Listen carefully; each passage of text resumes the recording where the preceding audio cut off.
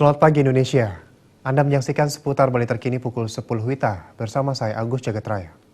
Pasca diputusnya kontrak dengan PT Nuei oleh pemerintah Provinsi Bali, pengelolaan sampah TPA Suwung hingga saat ini masih terbelengkalai dan belum maksimal. Bahkan dalam sidak DPRD beberapa waktu lalu, sampah yang belum didaur ulang ditimbun begitu saja sehingga menimbulkan bau tidak sedap.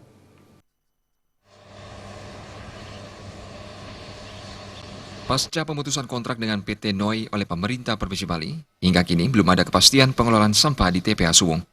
Akibat molornya kontrak pengelolaan sampah di TPA Suwung, sampah di TPA itu semakin menumpuk dan berdampak negatif terhadap lingkungan sekitar. Anggota Komisi 3 DPRD Bali Wayan Atnyana menilai pemerintah semestinya cepat menangani persoalan ini karena berisiko menimbulkan pencemaran dan mengancam kesehatan warga di sekitar TPA.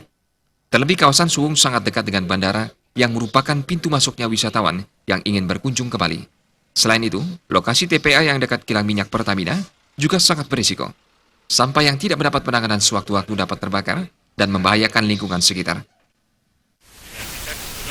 Sebentar lagi akan kita pertanyakan ke Pak Eksekutif apa kendalanya, kenapa tidak cepat itu diputuskan, siapa yang harus menangani itu, apakah investornya yang masih belum diyakini, barangkali belum jelas, atau barangkali terlalu banyak pilihan atau bagaimana, kita belum tahu itu. Kita akan nanti kita akan undang dari pihak eksekutif, ya dalam hal ini adalah Dinas PU.